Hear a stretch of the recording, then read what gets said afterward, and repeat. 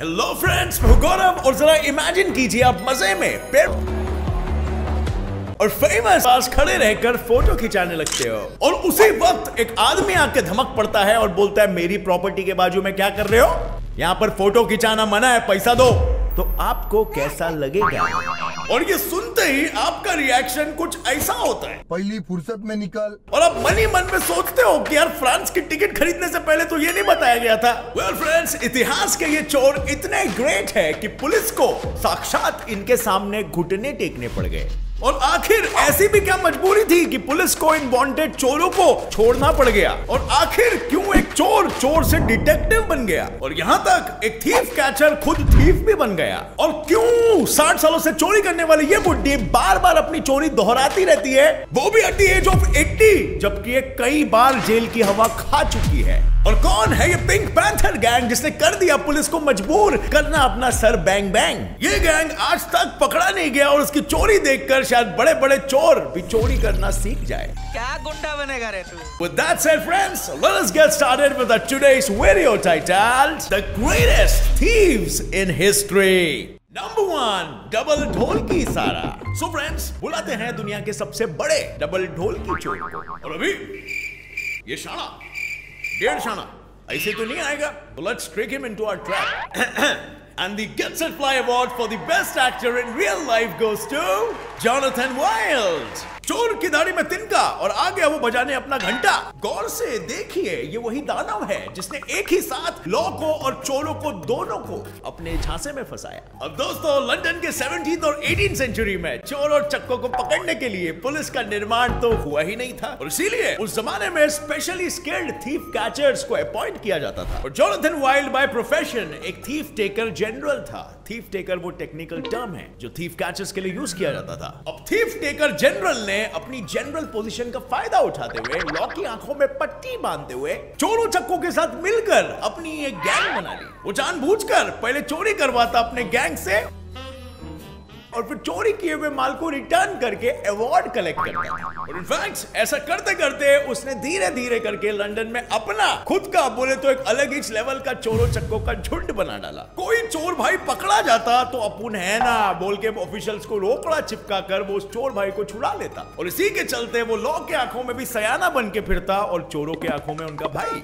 ऐसा कभी हुआ है क्या दुनिया में कोई भी स्कैम पकड़ा नहीं है तो कभी ना कभी उसको अपना कर्मा तो भुगतना ही था और ये कर्मा उसे 7 साल बाद उसे अपनों ने ही दिया। अब हुआ यू फ्रेंड्स की जोनाथन भाई कि चोरगिरी और दादागिरी इतनी बढ़ गई थी कि वो अपने ही भाइयों को डराता और धमकाता। चोर भाइयां अपने चोर भाइयों को। तो बस एक दिन उसके चोर भाइयों ने उसी के पीठ पीछे छुरी घोंप के उसी की सेटिंग काटने का फैसला कर दिया और कर दिया इस बंदे को लॉ के हवाले। और फाइनली 24 मई 1725 को भरे चौराहे के बीच उसकी राह काटकर उसे सभी के बीचों बीच फांसी पे चढ़ा दिया गया। नंबर 2, चोर चोर ना रहा।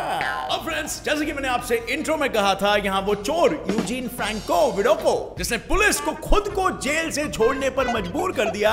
पर साला क्यों? यूजीन 13 साल की उम्र से चोरी करते आया है। मतलब इसने तो खुद के घर की लक्ष्मी को भी नहीं छोड़ा और पकड़े जाने के बाद उसे अपने घर से ही भागना पड़ा। और फिर अपने लाइफ के इस भागदौड़ में उसने कई सारी चोरियां की, कई सारी डकैतियां की, फोर्जरीज की और अन्य जेलों की हवाएं भी खाई। तो सन 1809 में जब यूजीन को पुलिस ने एक बार फिर से चोरी के मामले में पकड़कर जेल में फेंका तो एक अफसर ने बोला कि भाई कितने बार चोरी करके जेल में सड़ेगा रे तू, इधर आ, एक स्कीम है मेरे पास, इंटरेस्टेड है? और ये सुनते ही यूजीन के कान ऐसे खड़े हो गए जैसे आपका खड़ा होता है रोंगटा जब आप डर जाते हो। हरामी हो।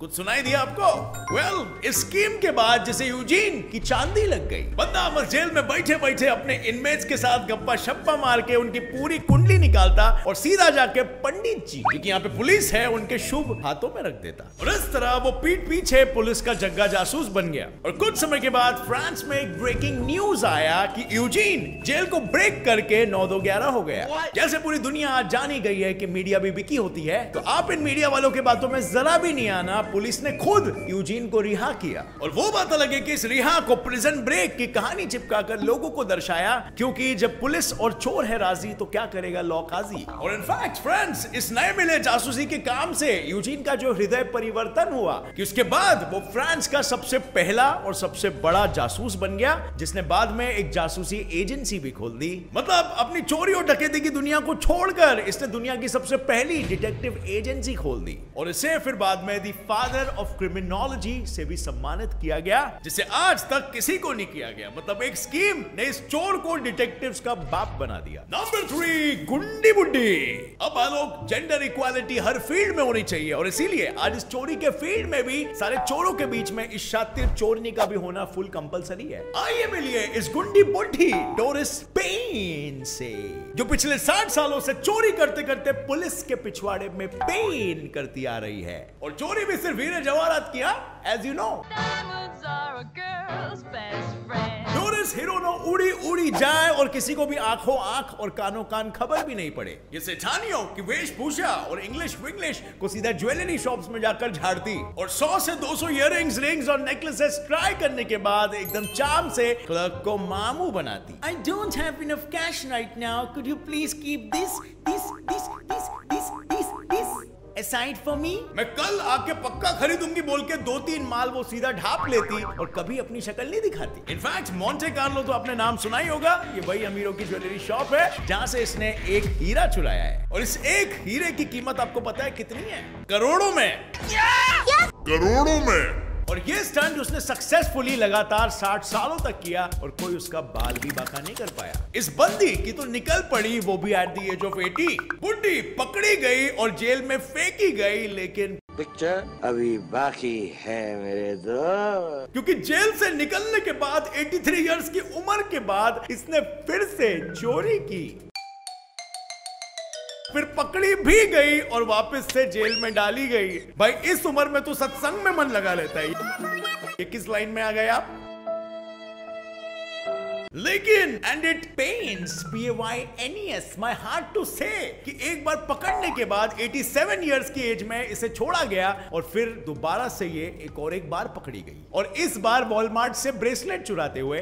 भाई लोग, मैं तो बस सिर्फ यही बात बोलूंगा, अगर आपको स्मोकिंग या ड्रिंकिंग की लत है तो आपकी वो लत इस बंदी के चोरी के लत के सामने कुछ भी नहीं है। नंबर 4, शातिर चोरों की टोली। अब तक फ्रेंड्स हमने आपको एक एक चोरों के एक एक चोरियों के किस्से सुनाए, लेकिन क्या होगा जब दुनिया के सारे शातिर चोर एक ही टोली की छत्र छाया में समा जाए तो? क्योंकि बॉस, पिंक पैंथर गैंग को पकड़ना मुश्किल ही नहीं बल्कि नामुमकिन है। 2003 से लेकर आज तक पिंक पैंथर का इंतजार 11 मुल्कों की पुलिस कर रही है। यकीन नहीं होता तो सुन लो। यूएस से यूए से, स्विट्जरलैंड से, जापान से, जर्मनी से, स्पेन से, ऑस्ट्रिया से, ऑस्ट्रेलिया से, नेदरलैंड से, पोर्चुगल से, हाँ बेल्जियम से। अभी यकीन हुआ?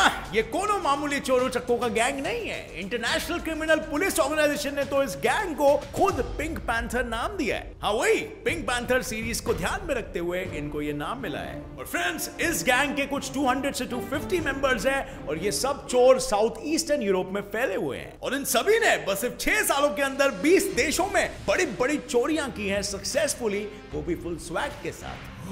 स्वागत नहीं करोगे आप हमारा? अरे स्वागत क्या, ये आते हैं सुमड़ी में और चले जाते हैं पलक झपकाते, सीधा हवा में उड़न छू। और इनकी चोरी का स्टाइल कॉपी करना नहीं है किसी के बस की बात, क्योंकि चोरी एक आर्ट है, आर्ट। और वाकई में ये चोरी आर्टिस्टिक और ग्लैमरस वे में ही करते हैं। अरे नहीं समझे? हमेशा की तरह डेमो दे ही देता हूं। एक रॉबरी के दौरान रॉबरी के कुछ चंद मिनट्स पहले ही इन्होंने स्टोर के सामने रखा हुआ पब्लिक बेंच पेंट कर डाला ताकि कोई विटनेस वहां पर गलती से बैठकर रॉबरी होते हुए देख ना सके। सब A to Z प्लानिंग करके आते हैं ये लोग। प्लान A फेल तो BCD तेरे नाक में घी, चाय में चुस्की डाल के पी।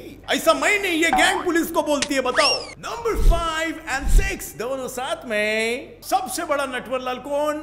एक बार दो चोरों के बीच में बातें हो रही थी और इनकी बातें सुनकर तीसरा चोर बेहोश हो गया। तो भैया अब सवाल क्या आता है कि ऐसा भी क्या वार्तालाप हुआ कि जिसने तीसरे चोर की बत्ती गुल करके उसका मीटर डाउन कर दिया? और भैया क्या गुल खिलाकर यहाँ पर आए हो? हम बस आईफल टावर बेच कर आए हैं। और कैदी नंबर 3 का रिएक्शन कुछ ऐसा होता है। ओ भैया बढ़िया बढ़िया भैया बढ़िया। और तुम भाई क्या गुल खिलाकर आए हो और कब जाओगे? ओ भैया का बताई, हम ज्यादा कुछ नहीं, बस ताजमहल, राष्ट्रपति भवन, लाल किला को बार बार बेचते बेचते या बस कुछ समय के लिए फंस गया हूँ। और ये सुनते ही कैदी नंबर 3 के साथ ये तो होना ही था। वेल फ्रेंड्स, कैदी नंबर 1 है यूरोप का सबसे बड़ा क्रिमिनल और स्कैम आर्टिस्ट विक्टर लस्टिंग, जिसने 1925 में अक्खा का अक्खा आईफिल टावर ही बेच डाला था।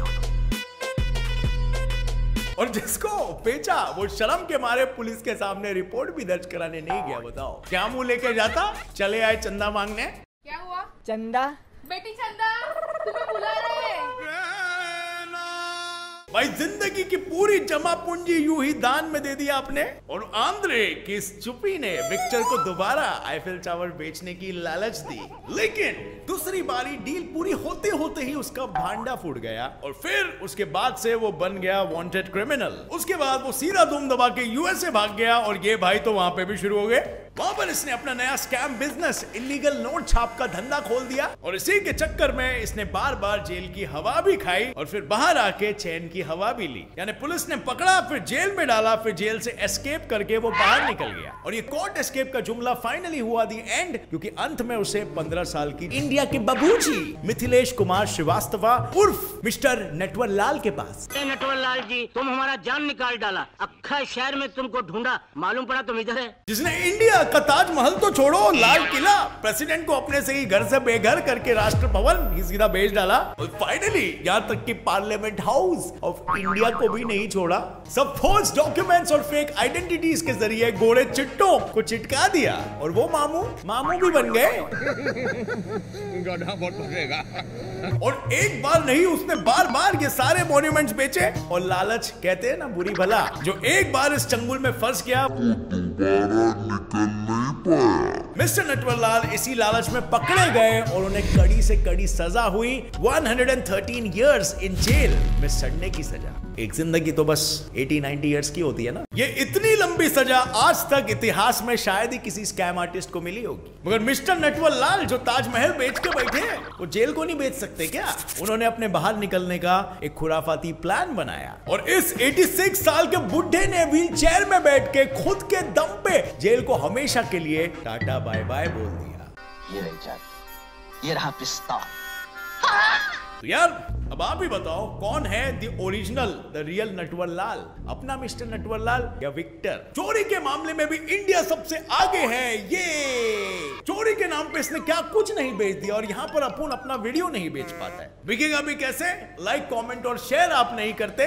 और इसीलिए अगर वीडियो पसंद आई तो एक लाइक जरूर ठोकना। मेरे channel get set by facts को भी सब्सक्राइब कर दो और घंटा बजाना बिल्कुल मत भूलना अगर ऐसे इंटरेस्टिंग और इन्फॉर्मेटिव वीडियोस आपको आगे भी देखने हैं तो। And as always friends, stay curious, keep learning and keep growing. Jai Hind.